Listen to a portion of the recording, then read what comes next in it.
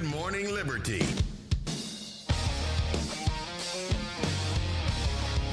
Well, what is up, all of our liberty-loving friends? This is another fantastic episode of Good Morning Liberty. My name is Nathaniel Paul Thurston, and across from me is Mr. Charles Lawrence Thompson of the Illinois Thompsons. How's it going today, Wow, Chuck? that was my full government. Just give out my Just the social whole security number while you're at I it. will. I'm about to. Yeah. Yeah. Birth date, home address, mother's maiden name. If you're watching While right you're now, at it. we still have camera problems, by the way. You might tell they're a little glitchy. They're a little behind. Also, we can only run one camera at the same time, so I have to remember to hit a button when Charlie starts speaking because we don't have, I ordered this nice thing for doing the show. I paid extra for it to arrive early. It arrived early. It did. And no one was there to sign for it. Yeah. And so now it's just going to arrive on the day it was normally going to arrive anyway. And so maybe we'll have the video problem solved tomorrow. But anyway. Thanks, Tim Cook.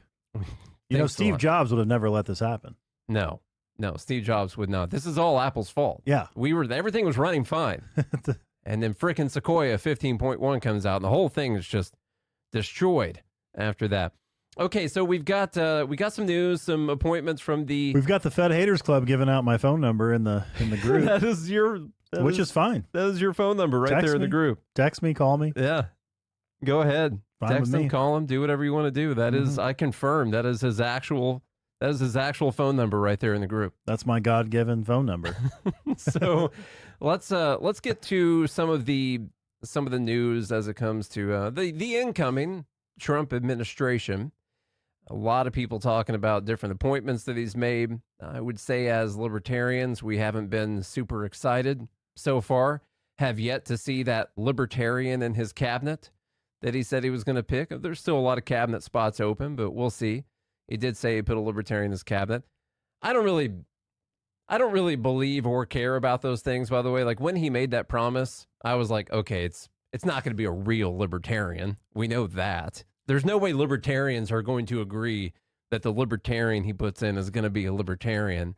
It could be. He could put Ron Paul as like Secretary of Treasury or something. Yeah, I'm just warning you. It's Treasury Secretary. It's not going to be a Ron Paul libertarian. It's going to be A Trump loyalist. If he puts Thomas Massie in as USDA or Department of Agriculture or something like that, then he'll say that's the libertarian that's in his cabinet. And maybe libertarians could agree on that. I think a lot of libertarians like Thomas Massie, but that will be enough. And potentially putting Vivek in this fake government department of government efficiency could be fulfilling that promise of a libertarian in his cabinet or his administration because he considers Vivek a libertarian or something like that. That could be it. But I guess the big news is we did get the official announcement on the Department of Government Efficiency. Charlie, you want to read the statement? This is so great that this is on a literal letter from Trump posted to Truth Social. So it's official. This is official. Statement from President Donald J. Trump. I am pleased to announce that the great Elon Musk, working in conjunction with American patriot Vivek Ramaswamy. You can't just say people's names. Vivek. By the way. You can't just say Ramaswamy. Elon Musk working in conjunction with Vivek Ramaswamy. Nope. It's the great Elon Musk with American patriot. And they will lead the Department of Government Efficiency, DOGE. He even put DOGE, D-O-G-E, in the letter. Together, these two wonderful Americans will pave the way for my administration to dismantle government bureaucracy, slash excess regulations, cut wasteful expenditures, and restructure federal agencies essential to the Save America movement. This will send shockwaves. Quote, by the way, this is a quote from Elon. This will send shockwaves through the system and anyone involved in government waste, which is a lot of people, stated Mr. Musk, the great Mr. Musk. Now some details. It will become potentially the Manhattan Project of our time. This is just like building a bomb. Yeah, this is going to kill hundreds of thousands of people. Republican politicians have dreamed about the objectives of DOGE for a very long time. To drive this kind of drastic change, the Department of Government Efficiency will provide advice and guidance from outside of government and will partner with the White House and Office of Management and Budget to drive large-scale structural reform and create an entrepreneurial approach to government never seen before. So essentially, Vivek and Elon will act as consultants to the OMB. So that's which means they can ignore what they say, but Trump can still direct that. So we'll finish the statement and we'll go through. Yeah, I look forward to Elon and Vivek making changes to the federal bureaucracy with an eye on efficiency and at the same time making life better for all Americans. Importantly, we will drive out the massive waste and fraud which exists throughout our annual $6.5 trillion of government spending. They will work together to liberate our economy and make the U.S. government accountable to we the people. Their work will conclude no later than July 4th, 2026. A smaller government with more efficiency and less bureaucracy will be the perfect gift to America on the 250th anniversary of the Declaration of Independence. I am confident they will succeed. So I guess at first it's really exciting news. It's an exciting thing to think about. That even if this may have no teeth, even if this is not an official department, we'll go through all those things. It is a different thing than we are used to dealing with. Typically, you don't bring in people who want to cut half of the people that work for the bureaucracy or who want to cut $2 trillion from the budget and do an official announcement and say that they're going to have this fake department and that they're going to be working with the Office of Management and Budget. Like, those things are all different, and those things are good. Those are good signals, I think, for people to take. Like, there is a white pill that you can take from this. The black pill of this, of course, is that it's a white, because I've seen complaints in both directions. This is not a real department. Congress has to make the department. Elon Musk and Vivek cannot decide what needs to be cut and then issue an order to cut that thing. Also, would we even want another department created? That's why I said it's not exactly a white pill or a black pill, because that's a big question there. Like, essentially, this would, it's no different than the Ministry of Truth, okay? It's like it's creating another department where you could, in the future, have other folks who are nominated to this department, if it was an official department, that would have a different definition of efficiency. Yes. Like equity equals efficiency. And so we must... Like better spying. Yeah. More efficient spying on everyone, More income redistribution. Yeah. Because that's efficient for the population. So it's like, do you actually want the government to do government things, which is all theft and violence that the government does, in a more efficient manner? Like, they complete their tasks of stealing from people and threatening them with violence and violating all their rights more efficiently? Yeah. Because you could have a department that makes sure they do the most efficient job doing those things. Exactly. So that's... And the other thing that I don't think that is black pill about this is that, Vivek or Elon could have been appointed to run the OMB. Like, there's already an Office of Management and Budget where Vivek could have been in a position of power to actually direct this, as with like Elon as an outside consultant for DOGE. Now, and so who is going to run the actual department that they're consulting for? I think that's going to be an interesting pick to see, is this someone that has been in government for a long time, part of the deep state? They're going to obviously have palms to grease and spit on. So all those things you do with palms. Yeah. Of course. Yeah.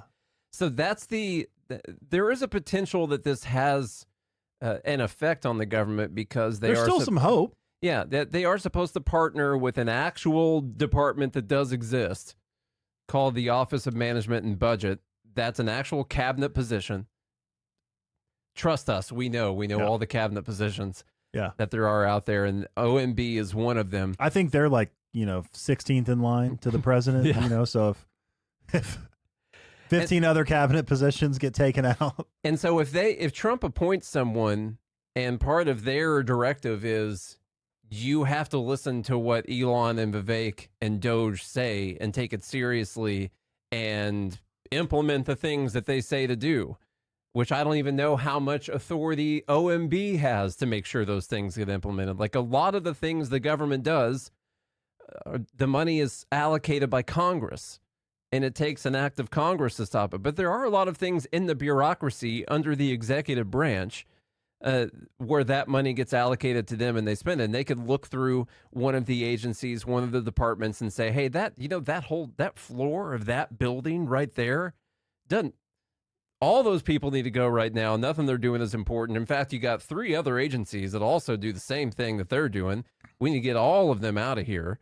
And or like, do we need $10,000 desks for everyone? Exactly. So like, there are things the executive branch could do to trim a lot of expenditures, but it's not going to be that. I mean, don't get me wrong. It's a big deal to cut any of this stuff. Like, we live in a world where the government's budget only goes up every single year.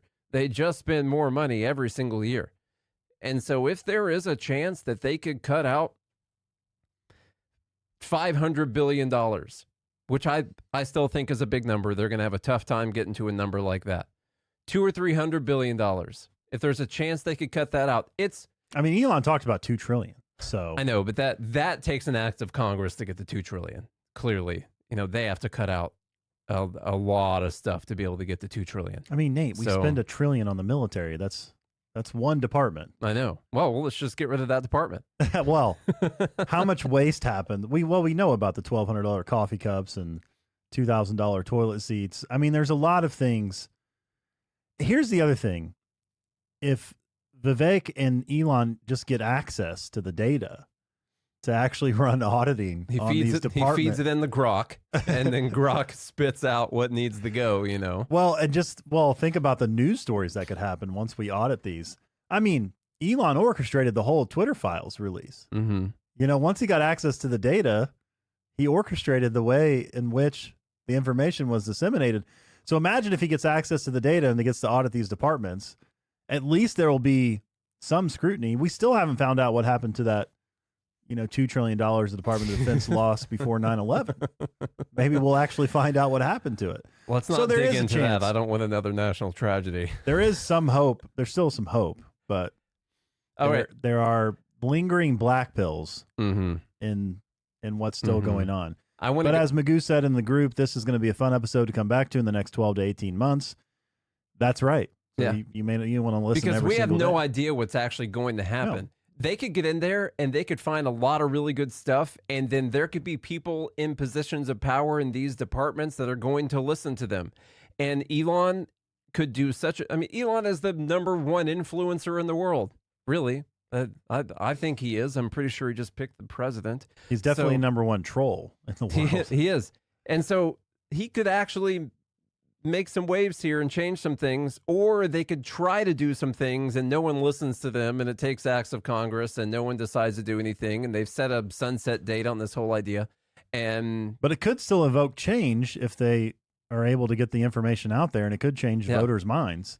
Just to be clear, one more little black pill here. There are a lot of think tanks and committees and waste projects and stuff that are out there that highlight a lot of this stuff already, and it doesn't exactly take. But do they have the dissemination of information power that Elon Musk does? They don't, but Elon could just take what those people have done and post it on Twitter, on X, and have about the same outcome. That would be they're going to have an efficient way of doing it. That would be efficient. Just use the work that other people have done. It's already been done. The work's been done. Yeah. So I want to go through a few responses to this. Maybe he appoints Rand Paul to the OMB position. I don't have any hope for any people like that coming into this administration. Even Vivek, who's been out there campaigning, talking his ass off for Trump for all this time, just got appointed to a department that doesn't actually exist. He could still get a seat. Just because He he's could. been named for this doesn't mean he can't be named for an actual cabinet position. That's true. That's true. He could. A few responses here. Free Prince. I can't remember this guy's. Dylan was his name. I can't remember is his name. He changed up his Twitter and everything. Pretty big Liberty influencer. He says, in a sea of questionable choices, appointing Vivek and Elon to head up the DOGE might just be a fantastic silver lining. These two have built their careers on disrupting the status quo and challenging bloated systems. Hopefully, they can actually cut through the bureaucratic sludge. If they're allowed to actually execute on their vision, this could be a real step toward dismantling the waste and inefficiency that plagues our government. Here's hoping who this else isn't... Oh, sorry. I thought you were done. You're good. No, I was just going to say, you know who else is a friend of Elon's? Our buddy Milei down in Argentina. Mm-hmm. You know, they took a picture together. They did So- so they're friends. They're clearly. Take a picture of their friends. Yeah. That's how it is. Here's hoping this isn't just a token gesture, but the start of genuine reform. Time will tell if they can break through or if this position will be as empty as so many promises. I know that sounds pretty cool, but connected to this tweet is this one. Never mind. This is a nothing burger. This won't be a government agency at all. It will provide advice and guidance from outside of government. These positions won't hold any of the power necessary to do anything listed here, and therefore won't be able to accomplish any of it. More empty promises, bummer. And so that's what we end up getting there. Now, I've seen like 3 separate critiques here from liberty-leaning people. One of them that this is not an actual department, therefore it's a nothing burger and not going to be able to do anything.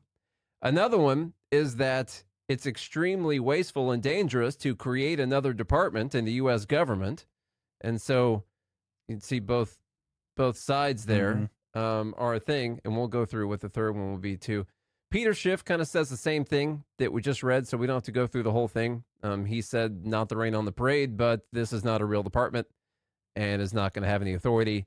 Congress votes on spending, and if Congress doesn't agree, then nothing they do is going to matter. So that's just me summing up Peter Schiff's words on this. I'm going to kind of skip through some because we have some other appointments to talk about. Then you get some ridiculous responses like Elizabeth Warren here.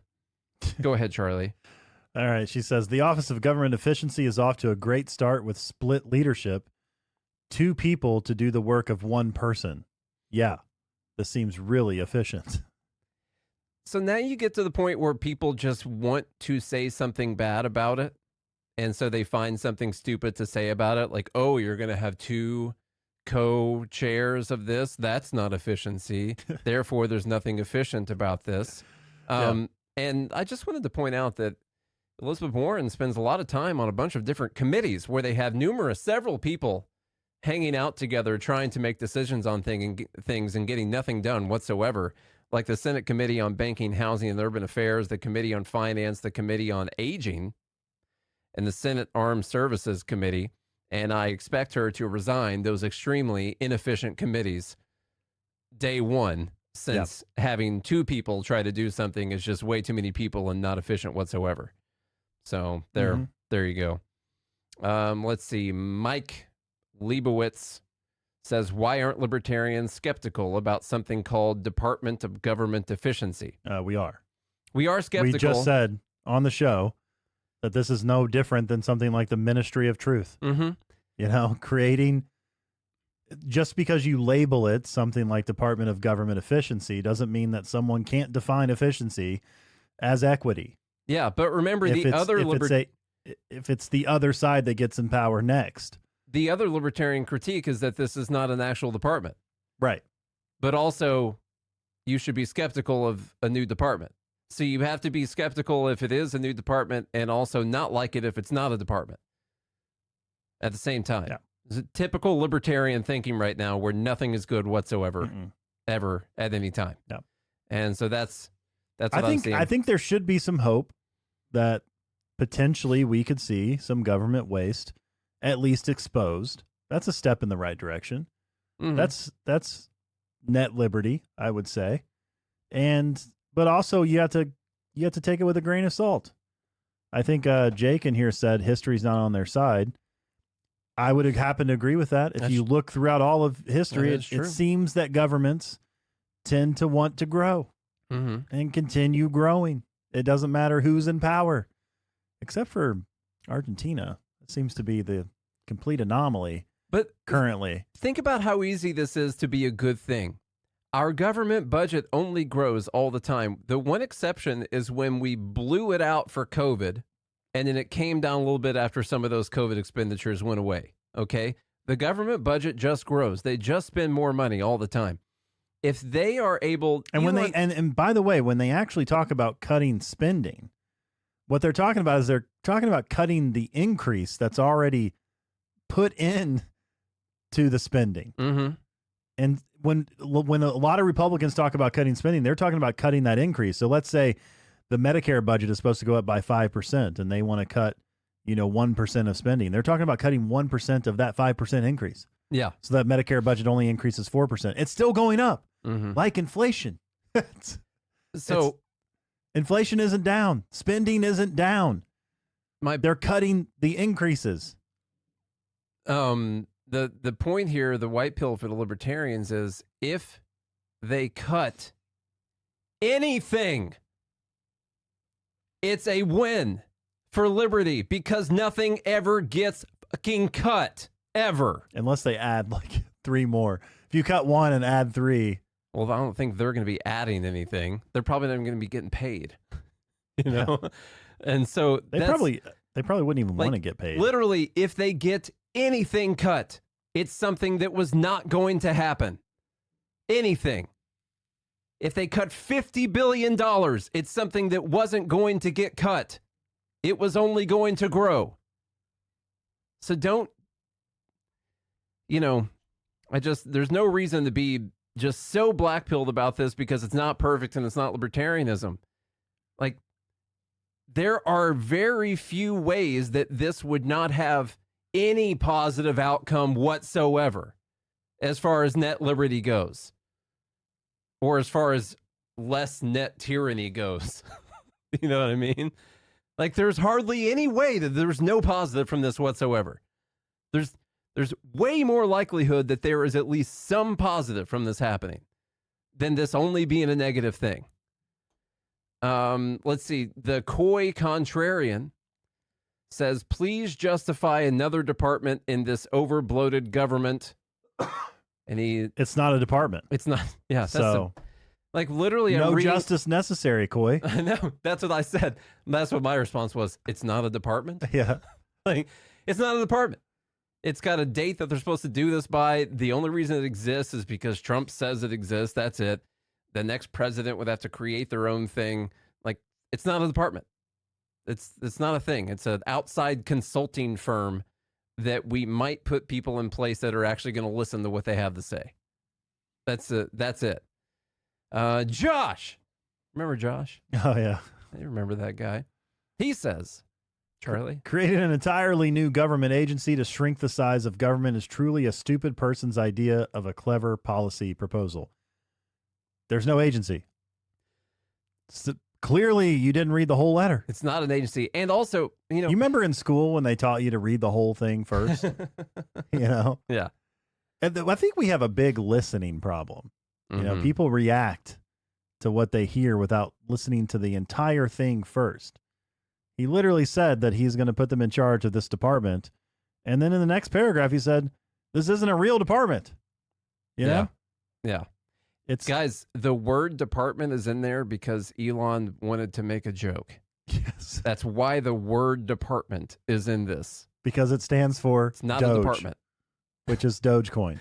That's it. By the way. A joke. Yes. It's literally a meme that has come to life. This is like putting your 4-year-old daughter in charge of the kitchen. Yeah. But I don't know. But the kitchen is a little, play-type kitchen. It's not real. Yeah. It's not real. It's not a real department. How's Dogecoin doing, by the way? Has it moved up much on this? I think it's up. Is it up? Over 100% this year or something like that. So, yeah, that's one thing. And also, I mean, there's a nuanced conversation we could have about whether or not if you created a department and it had, I mean, I don't, the more we talk about it, I don't really want it to be a department. because then someone else is going to take over that department. Sorry, I was wrong. So over the last month, the Doge is up 282%. That's not too bad. In the past year, it's up 500%. Mm-hmm. There's a question: if you were gonna make this a real department, okay, it could have teeth. They could actually do things when they decide to do them, but then the wrong people could get in charge of that department eventually and create the Orwellian idea of a department of government efficiency, which makes all the evil things the government does more efficient. You know, and so we've already talked, we've talked about that already. And then, so this is a good example of someone who just wants to hate this idea. And so Ashley St. Clair lists out here's a bunch of ways the government wastes money. Okay, 1.5 million studying the effects of yoga on goats, $1.7 billion maintaining empty buildings. Like, you know, just a list of things through here. And Josh responds with, if you eliminated every example reference here, you'd save the equivalent of 15 days of federal spending. Got any other ideas? She said, first of all, she said, here is some absurd garbage. So what you're saying is, like, should we just keep paying for that because this isn't enough? Mm-hmm. Is that the argument, Josh? Yeah, like don't cut 4% of our spending. Yeah. Which has never happened ever. Don't cut 4%. You know, that's just not enough. This is what happens. The woke mind virus is strong, man. I know. Like literally, he just decides that he hates Elon Musk and didn't want Trump to win. And so if he put out a plan and they were actually, like, imagine there was a bill right now, they're going to eliminate the equivalent of 15 days of federal spending from the budget, which is about 4% of the spending. And he's saying, come on. That's not good. That's not a good thing. Completely ridiculous. Now to some other picks. And we got to admit, I don't think it's been going the way a bunch of, hopeful libertarians wanted it to go as far as Secretary of State and, I don't know, maybe National Security Advisor, stuff like that. We talked about that a little bit yesterday already. By the way, there still has not been an official announcement of Marco Rubio. But the media is running with it. They are. As if it's been announced. And they say, like, it says announced. Well, I didn't pull that one in. It says announced under his name, and I have not seen an actual announcement. So that one's weird because he's made several other actual announcements. Like real announcements. Mm-hmm. Like Pete Hegseth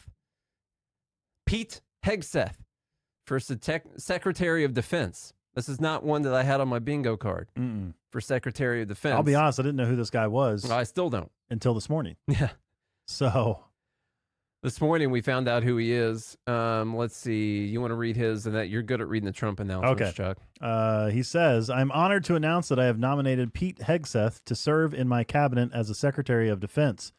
Pete has spent his entire life as a warrior for the troops and for the country.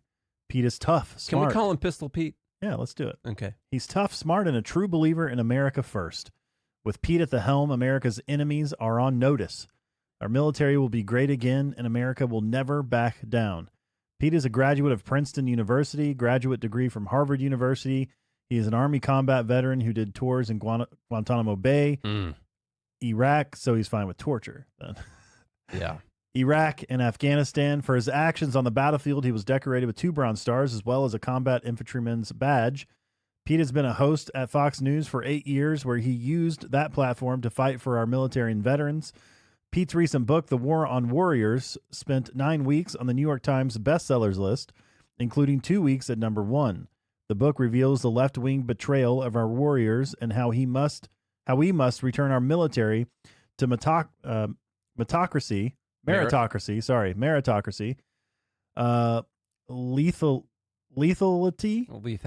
lethality, accountability, and excellence. He hates women. He hates women. We know that. Oh, Pete has also led 2 veterans advocacy. I forgot you were reading that. Organizations off of it. leading the fight for our warriors and our great veterans. Nobody fights harder for the troops, and Pete will be a courageous and patriotic champion of our peace through strength policy. Now, how does he feel about fighting these wars? Yeah, that's a question I haven't been able to answer yet, and I haven't seen a lot of people I will say, when you talk answer. to a lot of veterans, a lot of them are like, yeah, we shouldn't have fought these wars. So maybe he has the same sentiment as like Tulsi Gabbard. And he also, he's not he's not serving in the military because he's actually been a Fox News host for the past 8 years. And, a lot of times those guys who are like, super pumped about all the things we're doing all the time, they stay in there, just stay career guys. He has been a Fox News host, which has been the main announcement here. Trump picks Fox News host to run the military. I'm seeing from the group here that Zach is saying he came out in support of Defend the Guard. So that's good. Hegseth? Yeah. Okay. I haven't seen that, but that would be a good thing. Not allowing. I think Zach would know. Yeah, not allowing the National Guard to be sent to war without without a declaration of war. An actual I mean, that's good. Mm-hmm. That's a good thing. It's really good. We could do a whole thing about women serving in combat roles. I don't know if we got it in us today, but how misogynistic and sexist of us to think that, part of our vulnerable population shouldn't be on the front lines. I mean, I do think that that could be. It's because of control, not because of safety.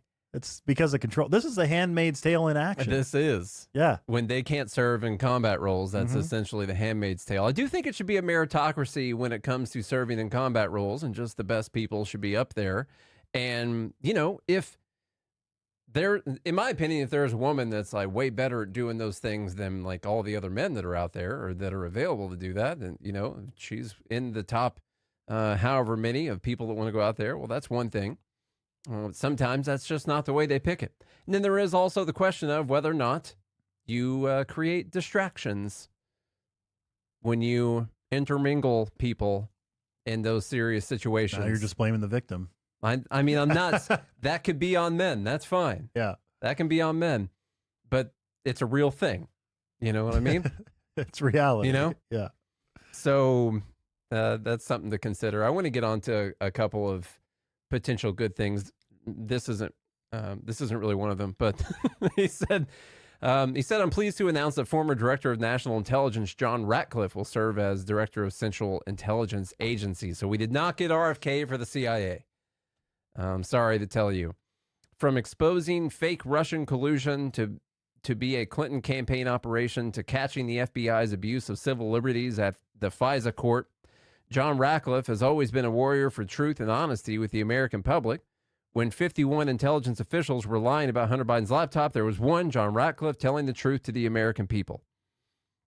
So there could be some good things where you get a guy into the CIA that is maybe not cool with all the lying and corruption that happens inside the CIA, but he's probably good with his own brand of lying and corruption that could happen inside the CIA. So that has yet to be seen. This is the one I'm excited about. I wanted to end with a good one. This is one that's not getting any news coverage. No one's freaking out about it. No libertarians are being like, oh, that's anything. I don't care. Doge is bad. That's pretty much it. Lee Zeldin for the EPA. Okay. Now, Zeldin, former representative from New York, most recently remembered for a surprisingly strong showing in the race for New York governor against Kathy Hochul in 2022, during which he issued a plan calling on the state to lift its ban on fracking for natural gas. A veteran of the U.S. Army, Zeldin served on the House Foreign Affairs Committee, blah, blah, blah, blah, blah. Let's get to the New York Times freaking out about Lee Zeldin coming into the EPA, because this is a potential white pill that freaking no one is talking about. This is a big deal. The EPA sucks. This is where Trump said, leave the oil to me. Mm-hmm. Yeah. Don't touch the oil, Bobby. He's talking about RFK, Yeah, it's RFK. Trump chooses Lee Zeldin to run the EPA. Let's see. The Trump campaign. Oh, sorry. Let's go. Lee Zeldin, Republican in New York, led the Environmental Protection lead the Environmental Protection Agency, a position that is expected to be central to Mr. Trump's plans to dismantle landmark climate regulations. Thank God.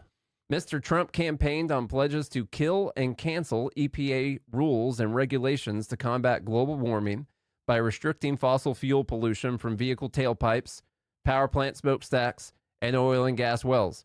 In particular, Mr. Trump wants to erase the Biden administration's most significant climate rule, which is designed to speed a transition away from gas-powered cars toward electric vehicles. So this is this mandate where a certain percentage of cars sold are supposed to be electric vehicles by 2030 or something like by that. 2030, yeah.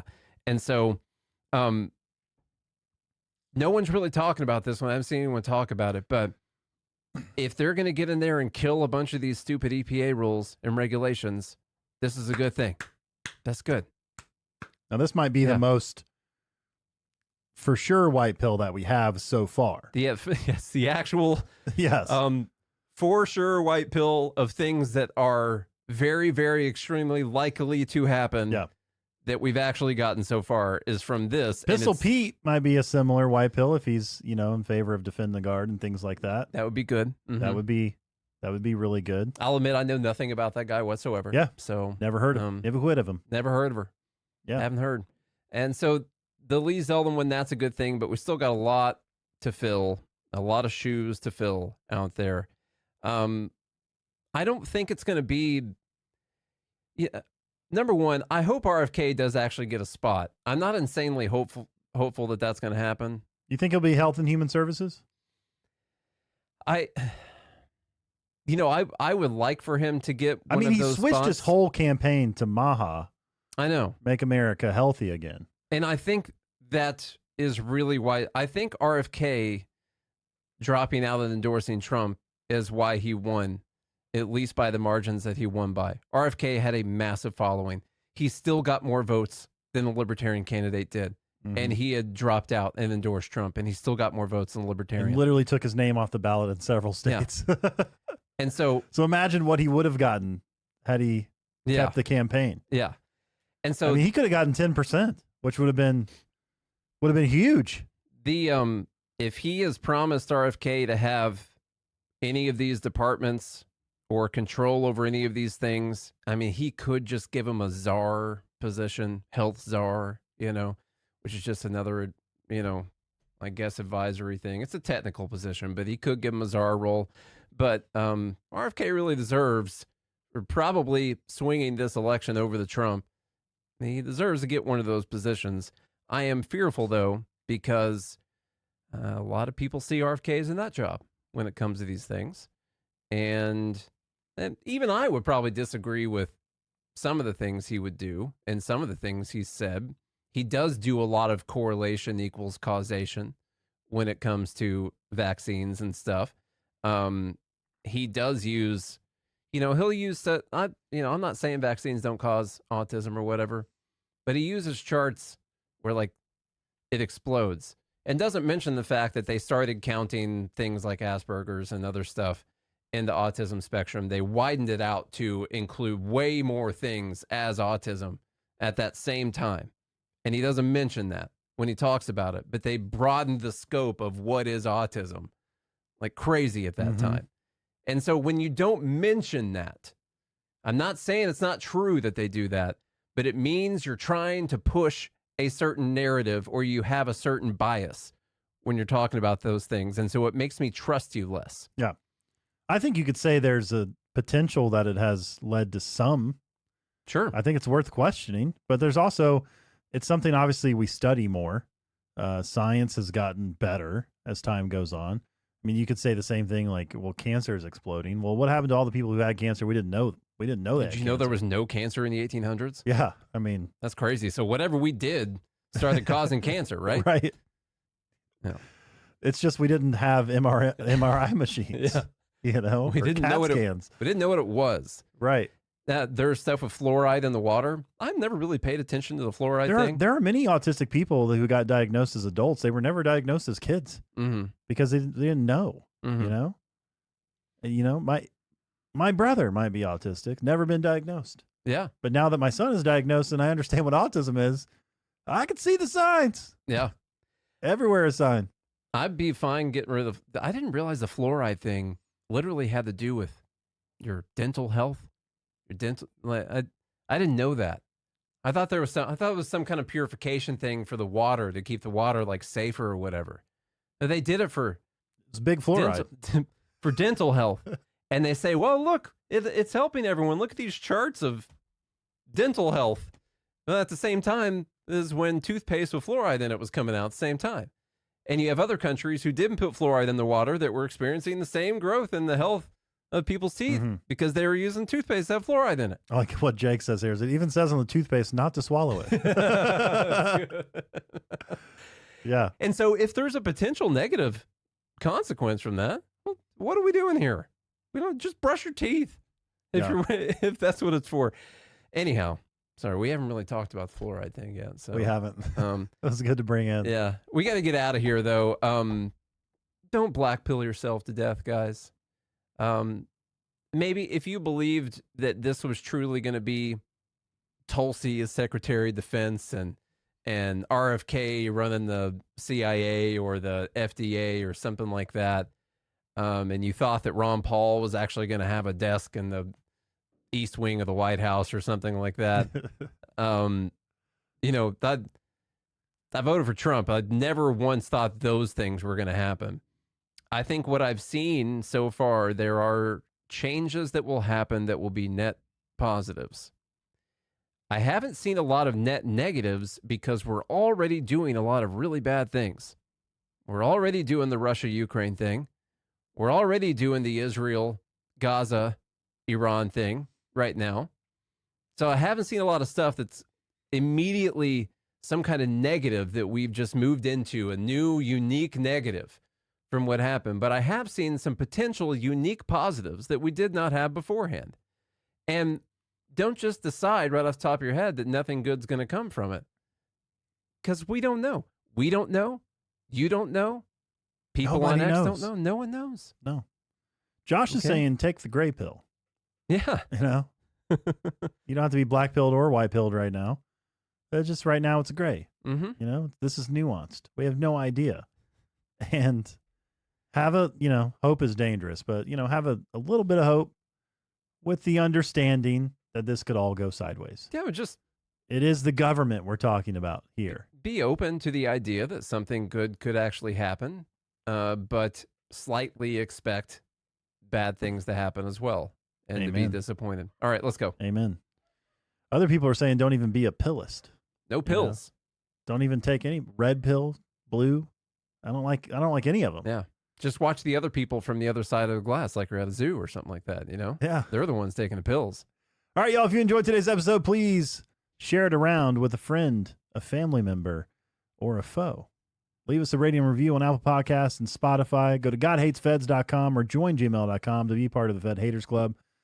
Visit all the links in the show notes to support the sponsors that support this show. We really appreciate when you do that.